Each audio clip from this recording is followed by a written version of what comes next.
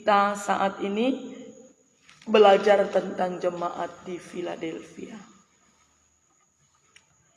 Ya, kita sudah pelajari 5 jemaat dan sekarang jemaat di Philadelphia.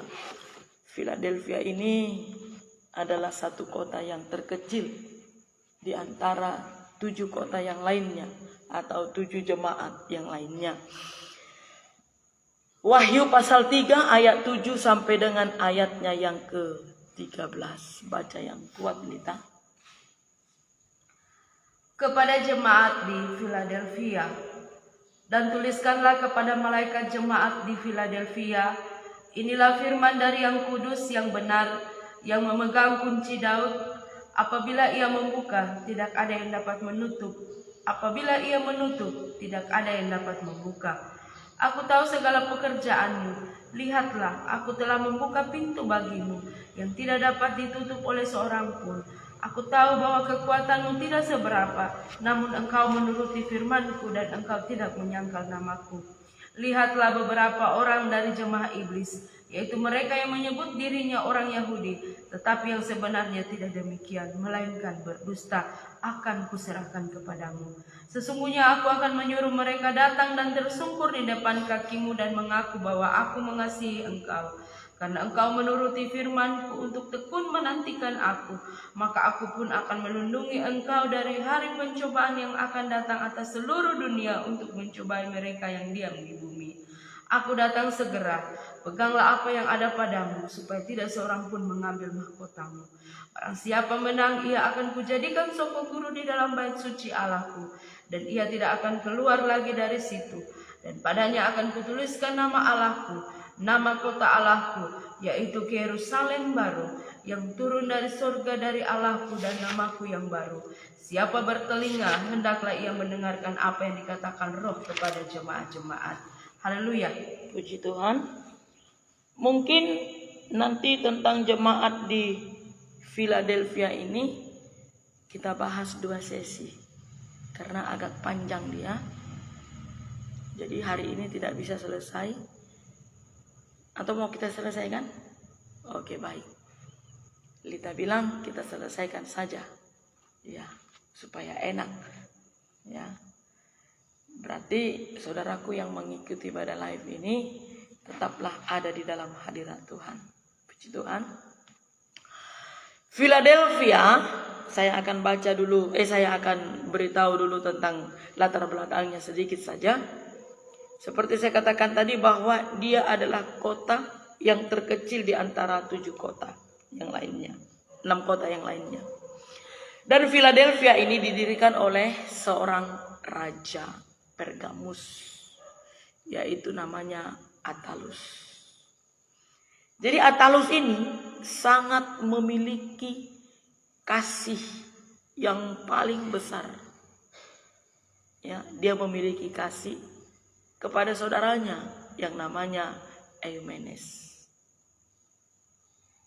Pokoknya kasih, tentunya kasih agape. Itu sebabnya Attalus memberi nama dengan bahasa Yunani Philadelphos. Ya.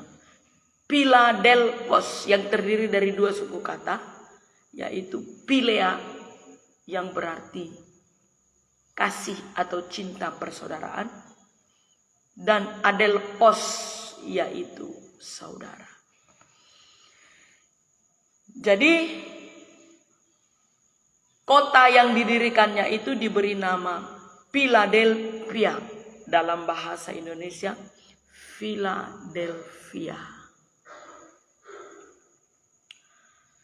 atau kasih persaudaraan artinya.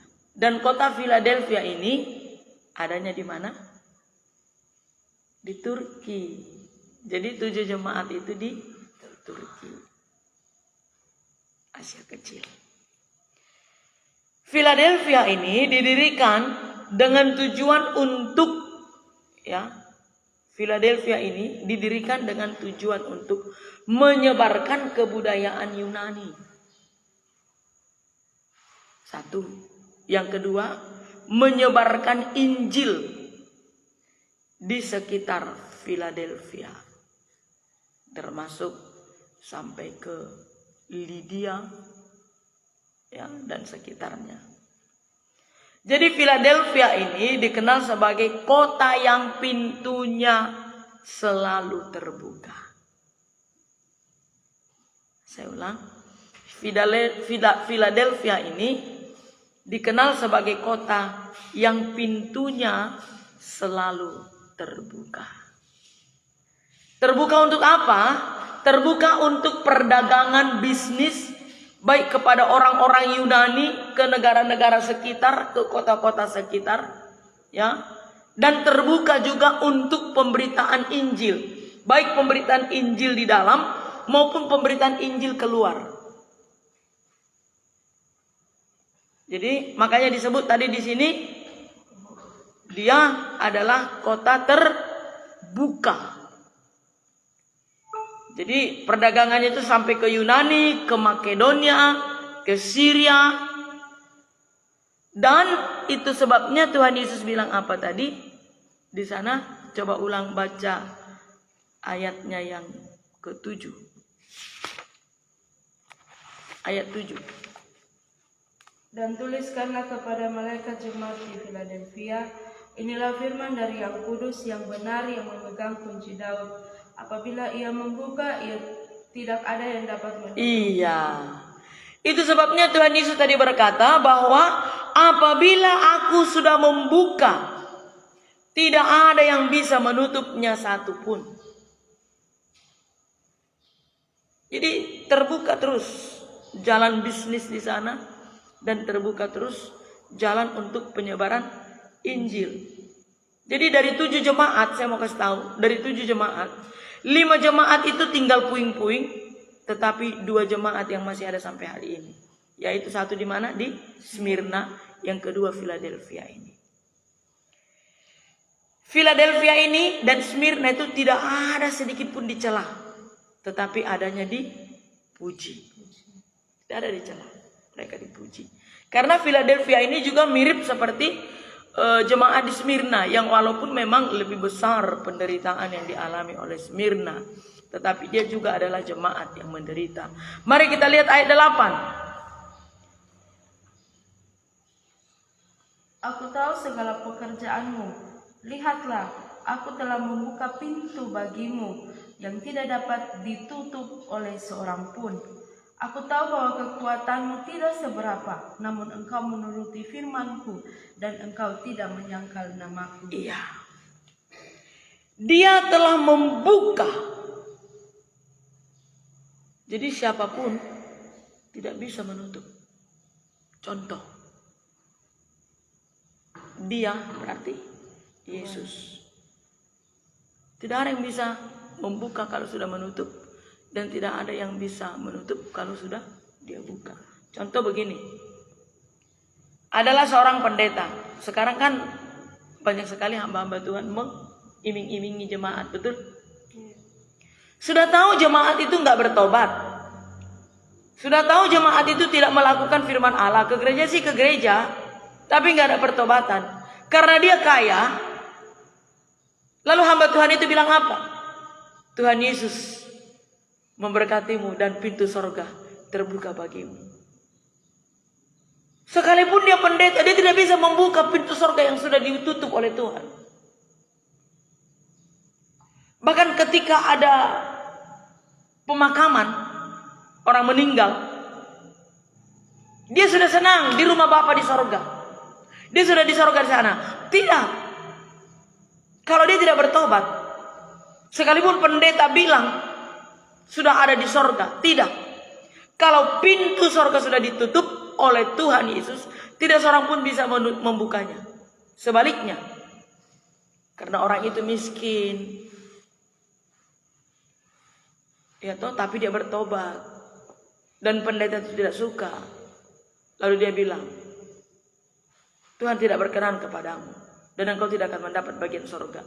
Tidak. Pintu sorga terbuka bagi dia, sekalipun dia miskin, tapi dia bertobat. maka dia akan masuk ke surga. Jadi hamba Tuhan manapun tidak punya kuasa untuk membuka dan menutup pintu surga. Hamba Tuhan manapun itu. Tapi yang punya kuasa, hak veto. Tahu veto ya? Hak veto ada di tangannya tuh Tuhan Yesus. Jadi sungguh kasihan memang jemaat di Philadelphia ini. Kenapa? Mereka itu dibangun, ya, mereka itu dibangun di jalur gempa. Jadi tiap hari di sana gempa. Tiap hari di sana gempa. Sehingga gempa itu memporak-porandakan Philadelphia. Dan gempa yang terbesar pernah terjadi pada tahun 10 Masehi. Sampai menghancurkan bukan hanya Philadelphia, tetapi juga menghancurkan 10 kota yang lainnya, termasuk juga Sardis. Jadi mereka menyebut hari itu, ya, pada tahun 10 Masehi itu, karena benar-benar hancur mereka semuanya akibat daripada gempa itu. Lalu mereka menyebutnya Horatau Peirasmos, yaitu hari pencobaan. Itu mereka kenang sampai hari ini. Karena itulah gempa yang paling menakutkan pada hari itu. Jadi Philadelphia adalah kota yang tidak aman. Philadelphia itu kota yang tidak aman karena tiap hari gempa. Sehingga penduduknya mereka pindah keluar kota dengan memasang tenda-tenda. Karena kan bangunan di sana kan tinggi-tinggi.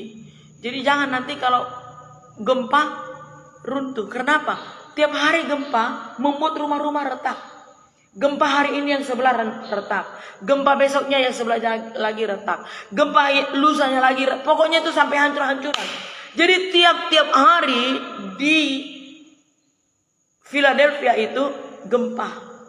Makanya mereka kebanyakan tinggal di luar kota atau di pinggiran kota dengan memasang tenda. Walaupun seperti itu mereka nggak surut untuk memberitakan Injil. Nah, mereka tetap memberitakan Injil. Tahun 17 Masehi, Kaisar Tiberius dia berbaik hati. Dia bangun itu Philadelphia. Dia bangun kembali yang sudah hancur itu. Dan diganti namanya dengan Flavia. Jadi Philadelphia ini 3 kali ganti nama. Karena 3 kali ganti kaisarnya. Gitu. Jadi nama kaisar dibangun kembali oleh Tiberius, lalu dikasih nama Philadelphia yang udah diganti menjadi apa tadi? Flavia. Ya. Lalu diganti lagi menjadi Neo Caesarea, artinya kota baru. Kota baru kaisar. Jadi ada 3 kali ganti nama ini Philadelphia. Mereka itu dikatakan tadi ayat 8, mereka adalah jemaat yang apa? Yang kecil. Mereka adalah jemaat yang kecil. Kekuatannya tidak seberapa, artinya mereka jemaat yang kecil.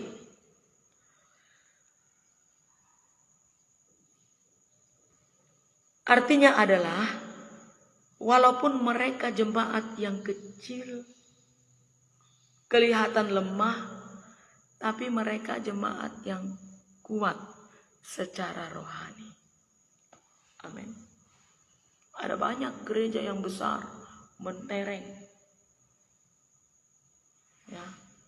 Mereka kuat kelihatannya dengan uang yang begitu banyak deposito di bank untuk kas gereja. Tapi kalau untuk memberi, untuk dipuji, mereka hebat. Tapi kalau untuk memberi, mendukung pekerjaan Tuhan, mereka sangat kecil. Sangat pelit. Ya. Namun engkau menuruti firmanku dan engkau tidak menyangkal namaku. Mereka adalah jemaat yang setia. Yang walaupun jumlah bilangan mereka sangat kecil, yang walaupun mereka kelihatannya lemah, tetapi mereka di dalam di dalam pelayanan, di dalam iman, di dalam ibadah, di dalam doa mereka itu kuat. Di dalam kesatuan mereka kuat. Mereka kuat, saudaraku. Bahkan kekuatan mereka itu sampai orang-orang pun takut melihat apa? Melihat kesatuan mereka. Jadi mereka itu menjadi jemaat yang berdampak. Ya, mereka menjadi jemaat yang berdampak. Kita lihat selanjutnya. Jadi seperti saya katakan tadi, jemaat Philadelphia sampai hari ini masih ada. Saudaraku, kita mau banyak belajar tentang jemaat yang di Philadelphia ini. Kita bukan hanya sekedar memiliki keyakinan bahwa kita percaya bahwa kita percaya akan masuk surga. Coba kalau kita mau bilang, kamu rindunya ke surga enggak? Iya. Kamu percaya enggak masuk surga? Percaya. Bagaimana jalannya percaya masuk surga kalau tidak melakukan apa yang Tuhan kehendaki? Dia menjadi orang yang makmur, menjadi orang yang kaya, punya reputasi baik di masyarakat. Tetapi kalau untuk pekerjaan Tuhan gak mau tahu, tidak menjadi jemaat yang berdampak, tidak menjadi gereja yang berdampak. Betapa bangganya beribadah di gereja yang memang perfect. Lalu dengan bangga bercerita kepada orang di luar, oh saya jemaatnya gereja itu dong. Kami jemaat di dalam itu yang 5.000 jiwa. Sampai kalau beribadah itu sampai kami 3 sesi. Oh saya bangga dong berjemaat di gereja itu. Jemaatnya 10.000 jiwa. Kami kalau beribadah itu ya sampai 7 sesi. Apa gunanya semuanya itu kalau engkau tidak menjadi jemaat yang berdampak? Tidak menjadi jemaat yang kuat. Sebagaimana jemaat di Philadelphia saya katakan tadi, mereka adalah jemaat yang kecil. Mereka dikatakan tadi lemah, tetapi mereka kuat. Mereka berdampak, mereka ditakuti banyak orang. Mereka berbuah.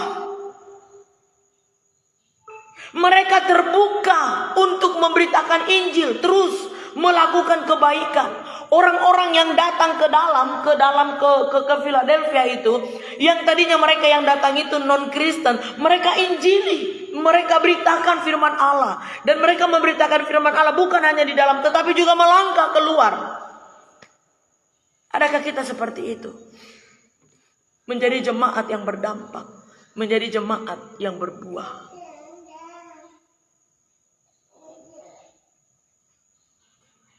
Kunci kerajaan akan Tuhan Yesus berikan kepada setiap orang yang berdampak. Menjadi orang Kristen yang berdampak. Kunci kerajaan. Jadi seperti saya katakan tadi, hak veto ada di tangannya Tuhan Yesus. Hak veto ada di tangannya dia. Bukan di tangan hamba Tuhan. Jadi jangan mau diiming-imingi oleh hamba Tuhan dengan berkat. Nanti kita akan ke surga semua. Nanti kita, bagaimana caranya mau ke surga jika tidak ada pertobatan? Jika menjadi orang Kristen tetapi tidak berbuah. Mari kita lihat Matius 16 ayat 19.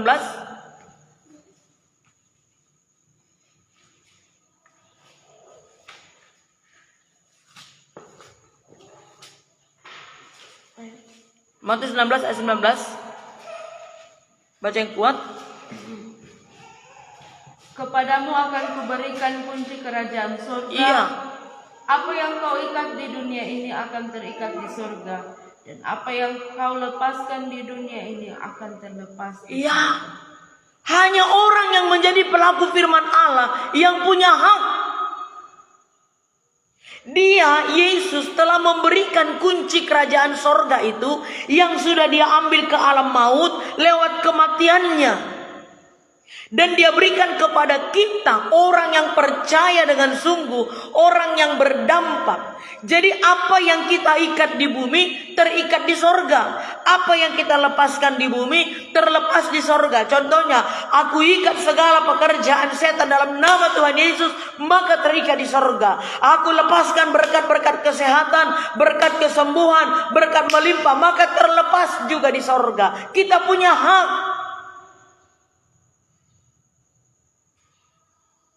Kalau Tuhan sudah berikan kepada kita. Jadi mari kita berjuang untuk menjadi jemaat di Philadelphia, supaya kepada kita Tuhan Yesus percayakan kunci kerajaan sorga.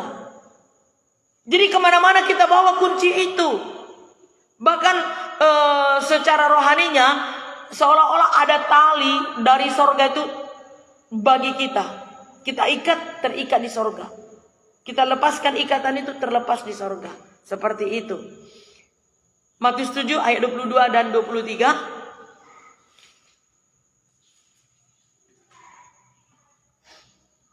Pada hari terakhir banyak orang akan berseru kepadaku, Tuhan, Tuhan, bukankah kami bernubuat demi namamu dan mengusir setan demi namamu dan mengadakan banyak mujizat demi namamu juga?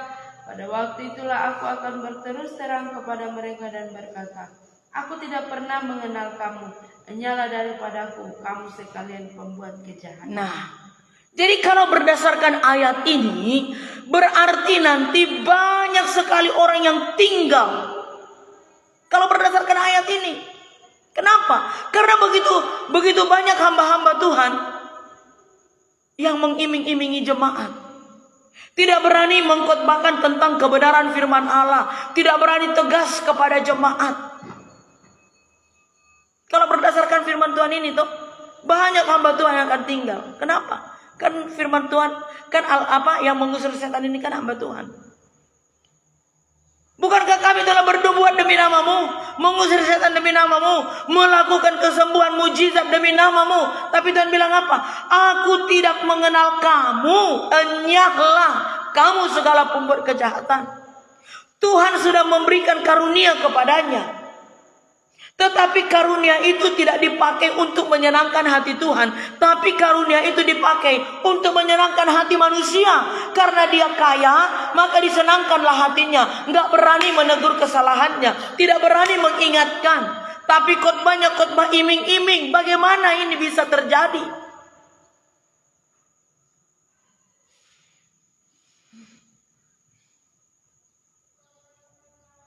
Mari kita berjuang untuk terus berada di jalan yang sempit itu. Amin.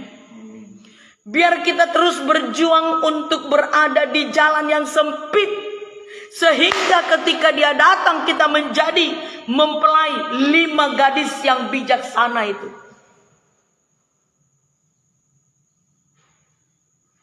Biar kita berakar di dalam firman Allah, biar kita bertumbuh di dalam Kristus, biar kita berbuah di dalam Kristus. Biar kita menjadi jemaat yang berdampak, jemaat yang ditakuti orang. Arti kata ditakuti bukan karena kita jahat, bukan, tapi mereka segan melihat kita gitu loh. Ini jemaat di Philadelphia. Sehingga Tuhan Yesus bilang apa tadi ayat 8 itu? Aku membuka pintu, ya. Aku tahu segala pekerjaanmu, lihatlah aku telah membuka pintu bagimu. Aku telah membuka pintu. Pintu yang mana? Pintu apa yang dimaksud oleh Tuhan Yesus kepada jemaat di Philadelphia ini?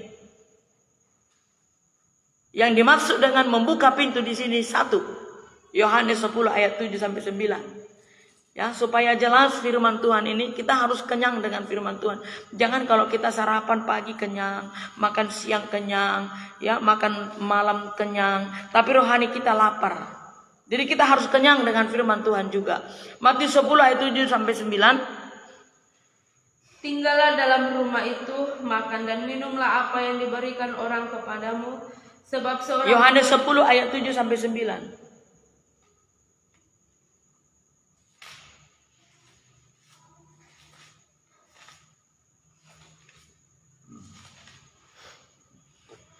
Maka kata Yesus sekali lagi, Iya. Aku berkata kepadamu, sesungguhnya akulah pintu ke domba-domba itu. Semua orang yang datang sebelum aku adalah pencuri dan perampok, dan domba-domba itu tidak mendengarkan mereka. Akulah pintu, barang siapa masuk melalui aku, ia akan selamat, dan ia akan masuk dan keluar dan menemukan padang rumput. Haleluya. Jadi Tuhan Yesus bilang kepada jemaat di Philadelphia dan juga kepada kita, Dia membuka pintu, artinya adalah Yesus membuka dirinya sendiri bagi setiap orang yang percaya kepadanya, bagi setiap orang yang mengakui Yesus sebagai Tuhan. Sebab ada banyak orang yang sudah tidak mengakui Yesus lagi sebagai Tuhan. Nanti ayatnya saya tunjukkan. Yang sudah tidak mau lagi menyebutkan nama Tuhan Yesus. Ayatnya nanti saya tunjukkan. Tetap di dalam bacaan kita hari ini. Ya. Yang pertama tadi Yesus mengatakan, aku telah membuka pintu. Yaitu membuka dirinya bagi setiap orang yang mau percaya kepada dia. Yang kedua, yang dia maksud lagi membuka pintu adalah dia membuka pintu doa bagi semua orang. Matius 7 ayat 7 sampai 8. Baca. Matius 7 ayat 7 sampai 8. Membuka pintu doa, terus baca yang kuat. Matius 7 ayat 7 sampai 8. Mintalah.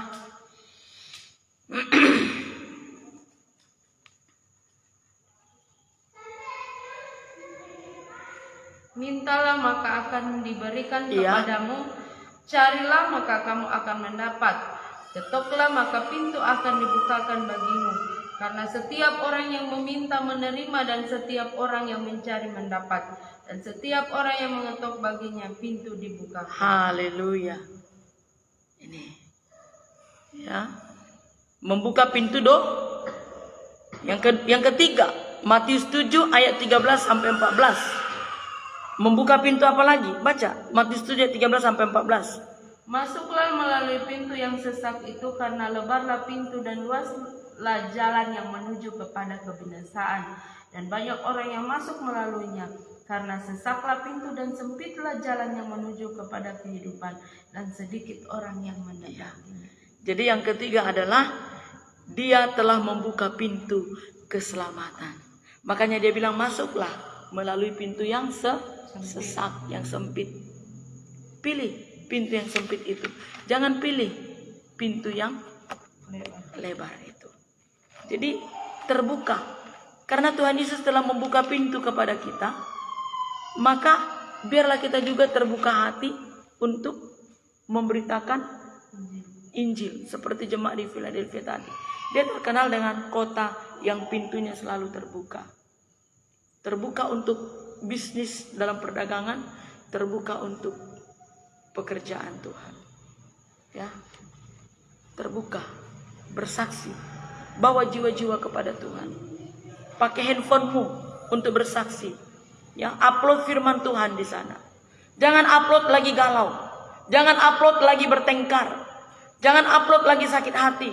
Jangan upload memaki-maki.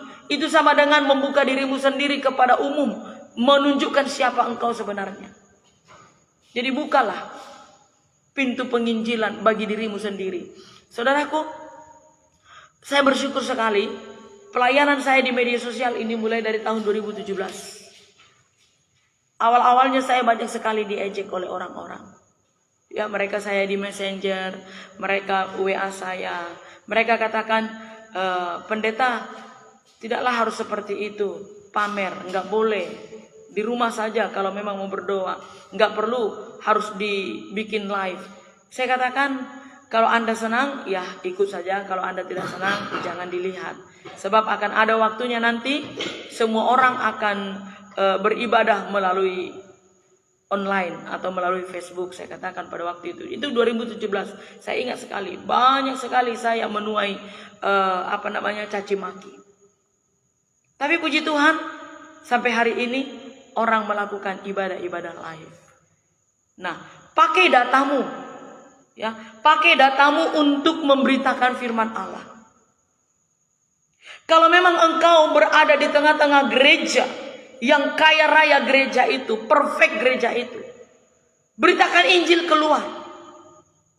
Saya heran saudaraku, ya, saya herannya itu bagaimana gereja yang besar-besar sekali, ya, tapi menumpuk hartanya hanya di dalam. Sampai untuk nanti mau bikin acara Natal pun puluhan juta dananya.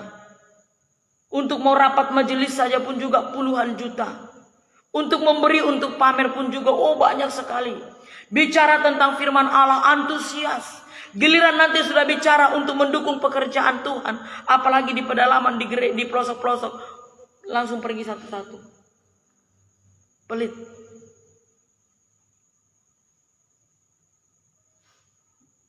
Jadi mari kita melayani Tuhan dengan apa yang ada pada kita. Apa yang ada pada kita. Jangan pelit saudaraku. Mungkin saudaraku enggak punya waktu untuk pergi memberitakan Injil. Paling tidak uangmu yang engkau berikan kepada hamba-hamba Tuhan di pelosok-pelosok, di pedesaan-pedesaan, supaya gereja itu juga bisa menuai jiwa-jiwa. Kadang-kala saya kasihan saudaraku, sampai hari ini masih ada gereja yang kalau beribadah hanya pakai gitar saja. Itu pun gitarnya gitar yang ya sudah nggak layak pakailah. Sementara kalau di kota-kota sana, jangankan pakai gitar saja, sudah pakai band semua. Mari berdoa untuk pemberitaan Injil. Mari berdoa untuk para hamba Tuhan. Mari berdoa untuk pelayanan-pelayanan di pedesaan. Kita buka Kolose pasal 4 ayat 3.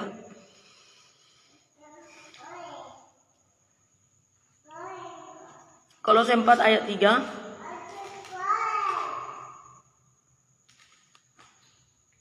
Berdoa jugalah untuk kami, supaya Allah membuka pintu untuk penderitaan kami, sehingga kami dapat berbicara tentang rahasia Kristus yang karenanya aku dipenjara. Iya.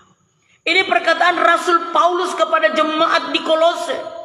Berdoalah untuk kami, supaya kami kuat, supaya kami mampu, supaya kami mendapatkan perlindungan di dalam kami melayani Tuhan, memberitakan firman Allah. Adakah saudara berdoa untuk para misionaris? Adakah saudaraku berdoa untuk para penginjil yang ada di pedalaman, yang ada di pedesaan, yang nyawa mereka terancam oleh orang-orang suku-suku kanibal?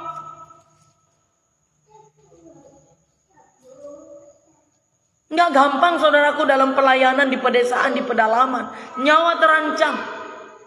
Makan ambil sayur hutan. Saya pernah mengalami itu saudaraku. Sayur hutan, sayur yang tumbuh di hutan. Itu yang direbus bersama dengan nasi. Daun petatas, saudaraku tahu daun petatas, daun ubi jalar. Pertama-tama saya ketika dikasih makan daun ubi jalar, saudaraku, saya melihat itu kuahnya pun hitam, daunnya pun hitam. Saya bayangkan, aduh Tuhan, di kampung saya ini dulu saya kasih untuk babi. Tapi di Papua ini Tuhan, saya harus makan ini. Oh Tuhan, mampukan leherku ini, tenggorokanku ini untuk menelan ini.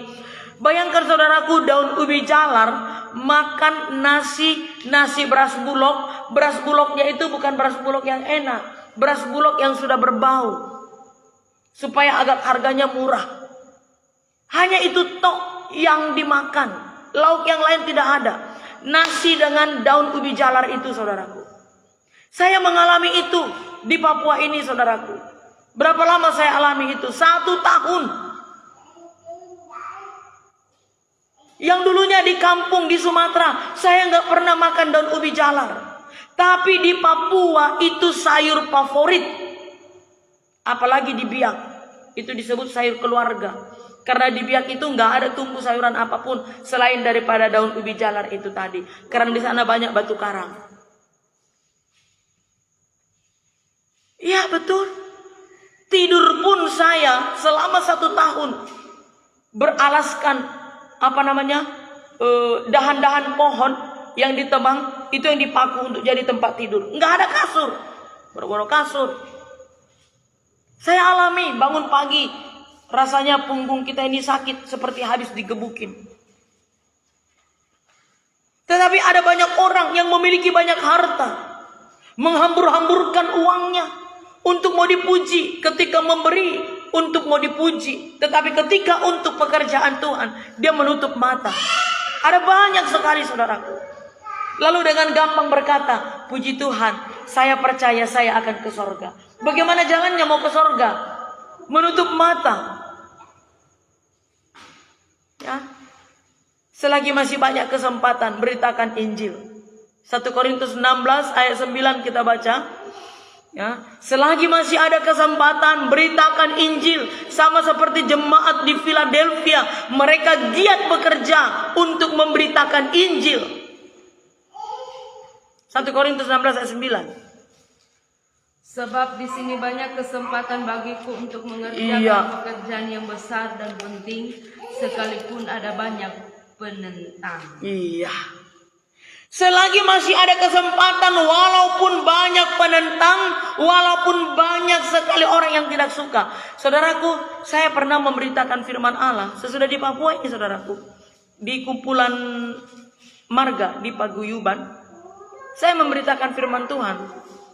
Ya, bolehlah dikatakan mungkin terlalu ekstrim. Saya buka tentang dosa. Mereka bilang apa? Pendeta, nggak usahlah dikhotbahkan tentang ke neraka kah, ke sorga kah. Kita ini kan, kalau mau dipikir-pikir, mungkin tidak ada yang akan masuk sorga. Semuanya kita ini ke neraka. Atau kan kepercayaan kita itunya. Jadi nggak usah khotbahnya ekstrim begitu. Nah, ini banyak sekali saudaraku dihambat tantangan, rintangan seperti ini. Saya mau berkata saudaraku, selagi saya masih dipakai Tuhan untuk menyampaikan firman Allah, sampai kapanpun saya tidak akan berkhotbah meninabobokkan jemaat. Jangan biarkan tubuhmu menjadi springbed bagi iblis. Untuk iblis melompat-lompat di dalam tubuhmu karena menjadi springbed yang empuk. Dengan engkau mencari gereja yang perfect, yang meninabobokkan, yang tidak pernah berkhotbah tentang kebenaran firman Allah, tidak pernah membuka tentang dosa. Kalau hanya berkat yang disampaikan, kapan kita mau bertobat? Bagaimana mungkin kita bisa ke sorga? Mulut kita masih jahat, masih pelit, masih serakah, masih tamak, masih membenci.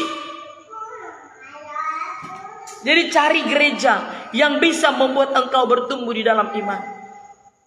Hiduplah untuk Tuhan. Saya ulang baca Roma 14 ayat 7 sampai 8. Hidup untuk Tuhan, bukan untuk diri sendiri, tapi hiduplah untuk Tuhan, hidup untuk orang yang ada di sekitarmu. Sebab tidak ada seorang pun di antara kita yang hidup untuk dirinya sendiri, dan tidak ada seorang pun yang mati untuk dirinya sendiri. Sebab jika kita hidup untuk Tuhan, dan jika kita mati untuk Tuhan. Haleluya. Jadi baik hidup atau mati, kita adalah milik Tuhan. Iya, begitu. Hidup bukan untuk diri sendiri. Tuhan mempercayakan engkau satu jabatan pekerjaan. Tuhan memberkati engkau dengan berlimpah. Bukan untuk hambur-hambur, bukan untuk dirimu sendiri. Jangan fokus untuk membangun kos-kosan di bumi ini. Sebab rumah kita itu di sorga. Nanti ada ayatnya saya sampaikan. Ya, makanya saya bilang tadi, sabar ya, duduk dengan manis supaya kita dengar semua khotbah ini nanti.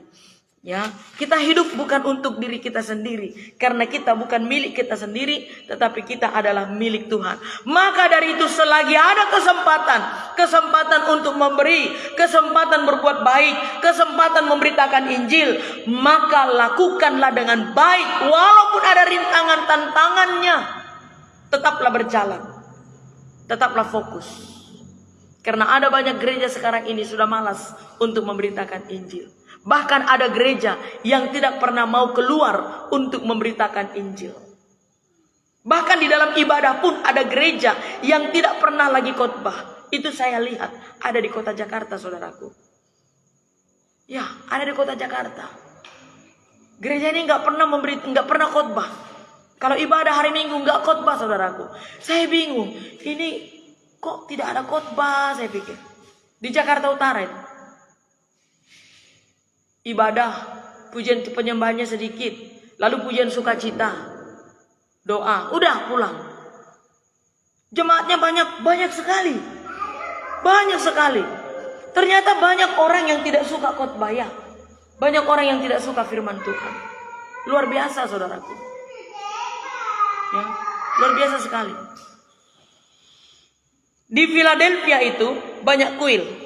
Ayat 9, lihatlah. Beberapa orang dari jemaah iblis, yaitu mereka yang menyebut dirinya orang Yahudi, tetapi yang sebenarnya tidak demikian, melainkan berdusta, akan kuserahkan kepadamu Sesungguhnya aku akan menyuruh mereka datang dan tersungkur di depan kakimu dan mengaku bahwa aku mengasihi engkau. Jadi di Philadelphia itu banyak sekali kuil dibangun. Nah, mereka menyembah kepada dewa, juga kepada Tuhan.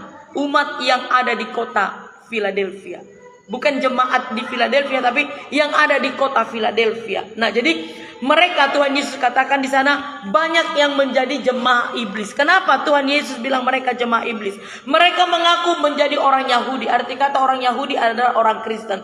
Tetapi perbuatan mereka berzina secara rohani, berzina secara daging. Bahkan mereka bersaksi dusta, memfitnah. Dan mereka seringkali memfitnah jemaat Tuhan, orang-orang Kristen yang ada di Philadelphia. Nah, saudaraku, dengan demikian mereka berpikir bisa menyeret jemaat Tuhan yang ada di Philadelphia untuk menjadi pengikut mereka. Tetapi luar biasa, jemaat di Philadelphia ini tetap mengasihi Tuhan, tidak berubah, tidak menyangkali imannya, tetap setia. Sebagaimana jemaat di Smyrna, mereka tetap setia. Jadi di sana itu antara pengikut Kristus dengan pengikut dewa, mereka itu bermusuhan. Ya, mereka itu bermusuhan. Mereka memfitnah, bersaksi dusta, dan bahkan mereka dikatakan orang kafir.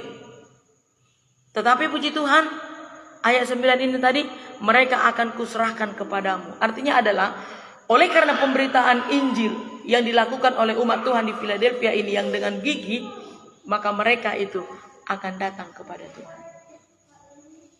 Ya, mereka datang kepada Tuhan. Buka Yesaya 60 ayat 14.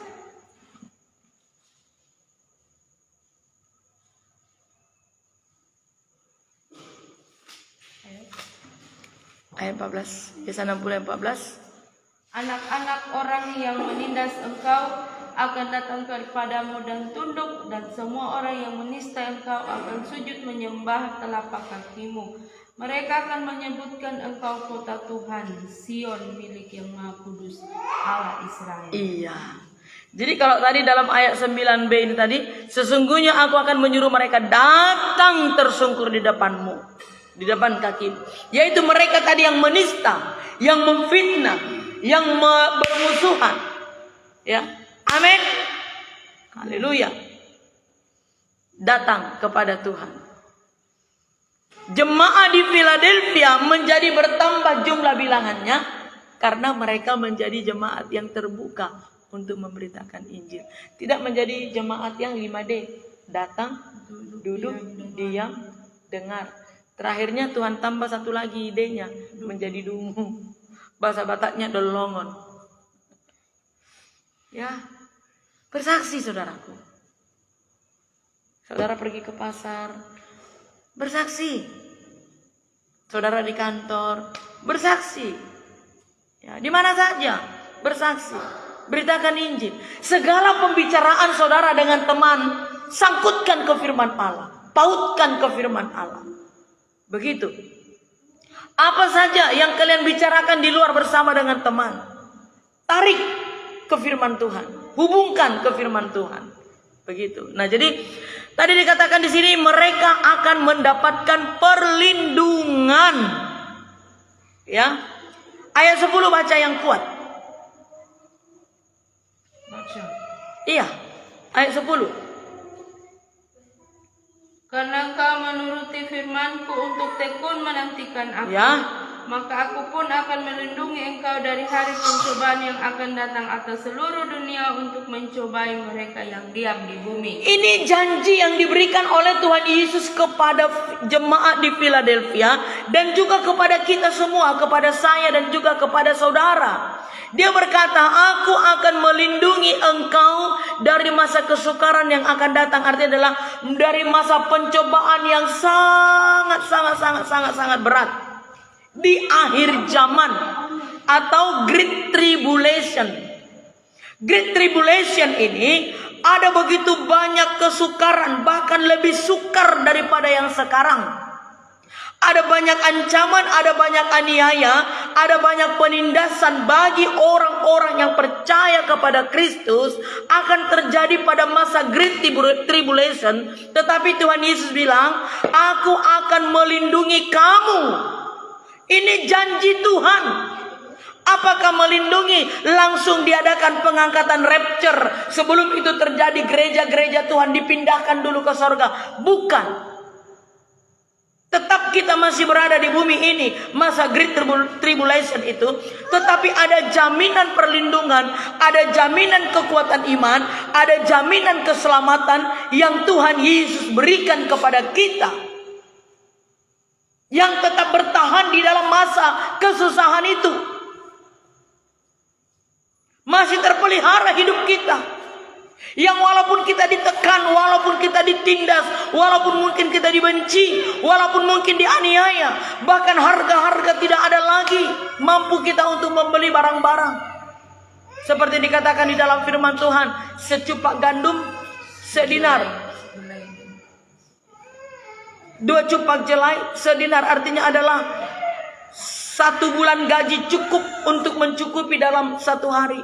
Sekalipun itu terjadi kelak, ada perlindungan, ada jaminan keselamatan, ada pertolongan yang diberikan Tuhan kepada mereka yang tetap setia seperti jemaat di Philadelphia. Mereka tidak menyangkali nama Tuhan Yesus oleh karena penderitaan yang mereka alami. Adakah kita pernah menyangkali nama Tuhan Yesus dengan kesusahan, dengan kekurangan yang bertubi-tubi masalah kita hadapi sehingga kita menyangkali Dia? Arti kata menyangkali Dia adalah kita berubah setia. Yang tadinya mungkin kita berdoa tiap malam, yang tadinya mungkin kita berdoa setiap pagi, kita datang beribadah dengan setia. Tetapi ketika masalah bertubi-tubi nggak selesai, lalu kita diam, tidak lagi melakukan semuanya itu. Adakah saudaraku pernah seperti itu? Jikalau ada, bangkitkan kembali semangatmu. Mungkin dia mau makan, kasih makan.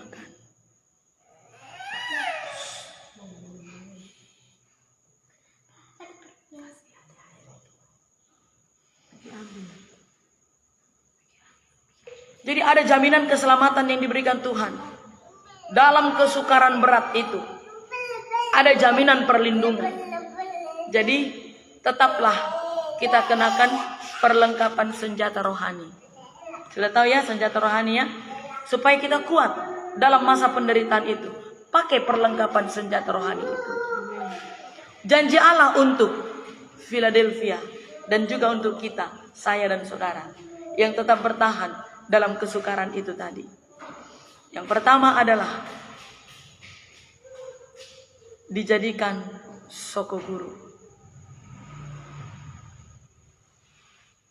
Ayat 12 coba.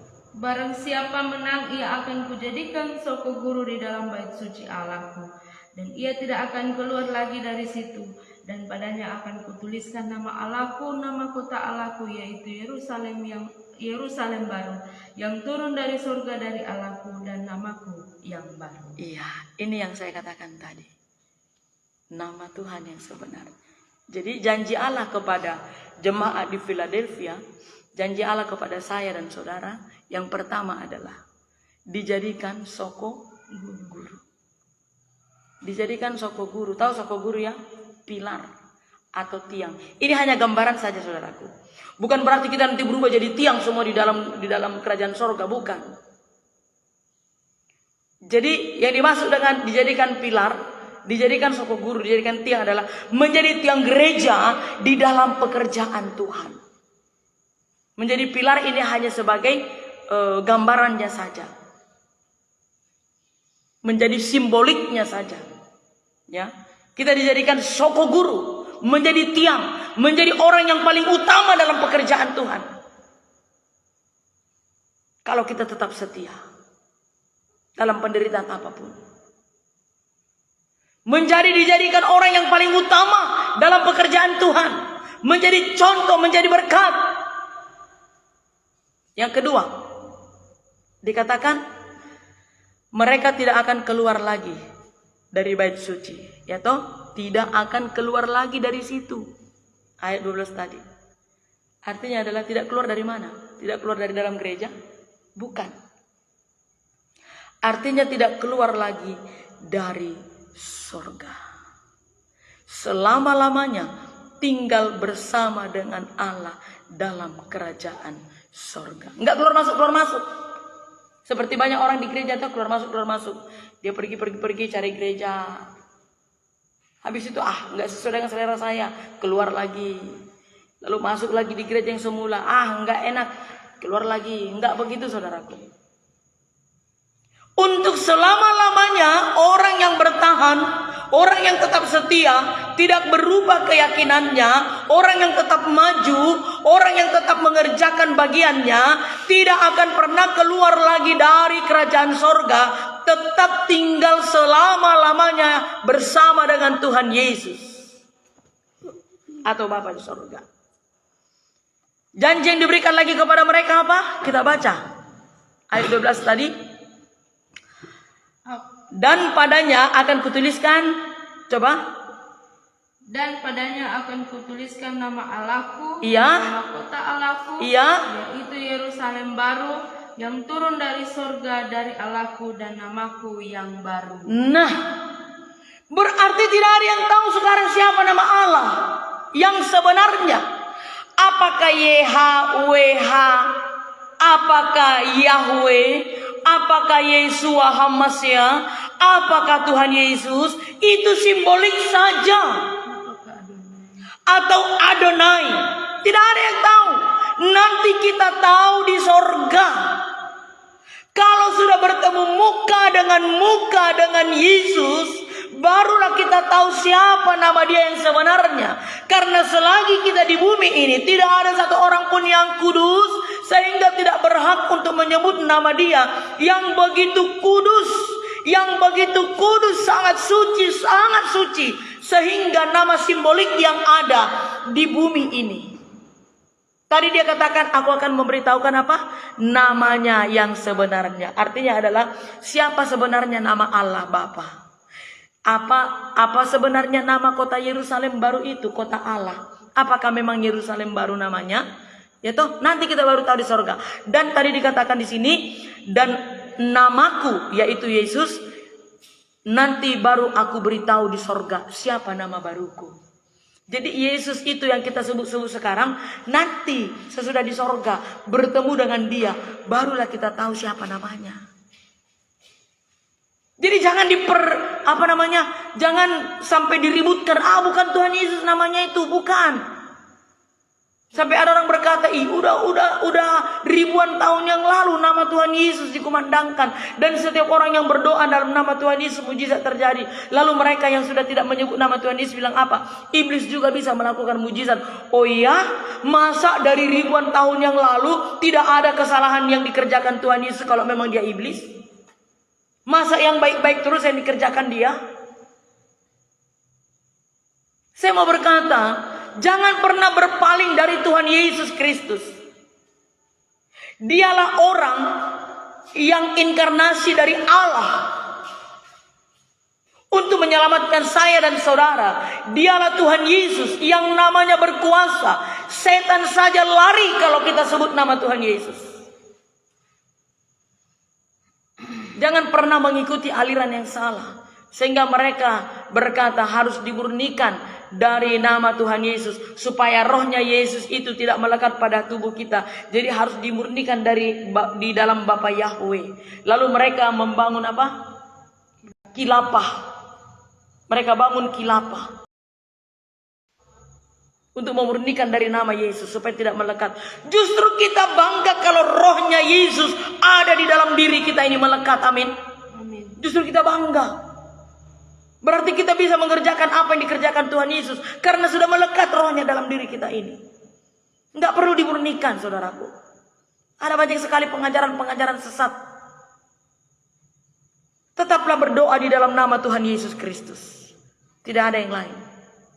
Amin. Tidak ada nama yang lain. Jadi jangan fokus membangun rumah kos-kosan di bumi ini, tapi bangunlah rumah Allah di sorga.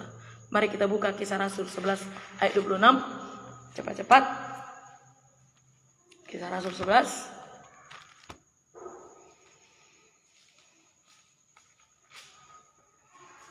Mereka tinggal bersama-sama dengan jemaat itu 1 tahun lamanya, Iya. sambil mengajar banyak orang. Di Antiokhia lah murid-murid itu untuk pertama kalinya disebut Kristen. Iya. Ini pemberitaan Injil oleh Rasul Paulus. Ya. Di Antiokhia pertama kali disebut orang Kristen dan sampai sekarang. Terus ayat Kisah Rasul 26 ayat 28.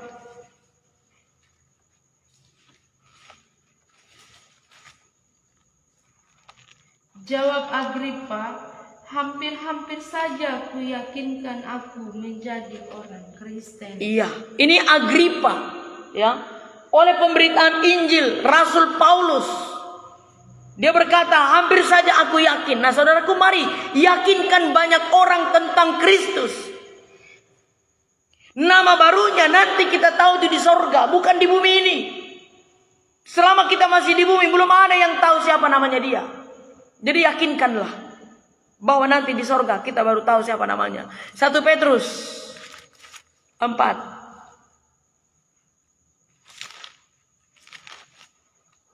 ayat 16.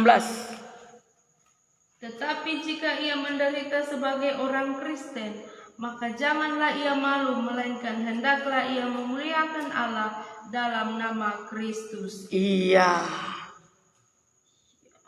Memang kita dikaruniakan untuk menderita oleh karena Kristus. Jadi gak usah malu. 1 Korintus 13 ayat 12.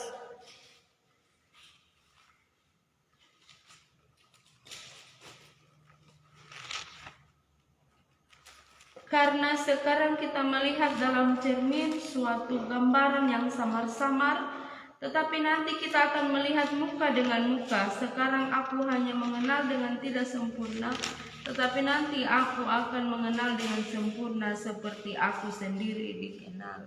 Iya. Jadi nanti kalau sudah bertemu muka dengan muka, barulah kita tahu siapa nama Allah yang sebenarnya, siapa nama Tuhan Yesus yang sebenarnya di sorga. Jadi kewarganegaraan kita itu di sorga. Mari kita lihat di dalam Ibrani 13 ayat 14. Ibrani, sebab di sini kita tidak mempunyai tempat tinggal yang tetap. Iya. Kita mencari kota yang akan datang. di mana itu? Di Yerusalem. Iya, di sorga. Itu kota kita yang sebenarnya.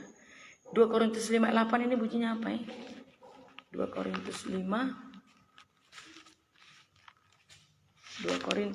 ayat 8. Tetapi hati kami tabah dan terlebih suka kami beralih dari tubuh ini untuk menetap pada Tuhan. Iya. Jadi tetaplah tinggal pada Tuhan dan bersama akan masuk ke kota yang baru, Yerusalem yang baru atau sorga. Jadi kita dari sana dan akan kembali ke sorga. Jadi jangan sibuk untuk membangun kos-kosan 5K. Karena kan kita perantau datang ke bumi ini. Merantau kita ke bumi ini. Jadi gak usah, karena apa? Semuanya itu nanti tinggal. Mobil saudara pun tinggal, rumah mewah, semua apapun itu tinggal. Tidak ada satupun yang kita bawa ke sorga. Sama seperti pujian, ku tak membawa apapun juga saat ku datang ke dunia. Ku tinggal semua pada akhirnya saat ku kembali ke surga. Inilah yang ku punya. Apa? Ini hati. Jadi jangan capek kerja sampai meninggalkan hubungan yang baik dengan Tuhan hanya untuk membangun rumah yang bagus, membeli mobil yang bagus. Jangan fokus untuk semua harta yang ada di bumi ini, karena itu semua akan tinggal. Tetapi mari fokus untuk kerajaan sorga. Kumpulkan harta di sorga sebanyak-banyaknya, karena harta di sorga itu yang akan membawa kita ke sorga. Harta di dunia ini gak bisa membawa kita ke sorga, tapi harta yang di sorga itu yang membawa kita ke sorga. Hati ini yang paling utama. Amin. Haleluya. Mari kita naikkan pujian tadi. Ku tak membawa apapun juga. Saat kita datang ke dunia ini, semua akan tinggal. Kita akan naikkan doa syafaat kita kepada Tuhan.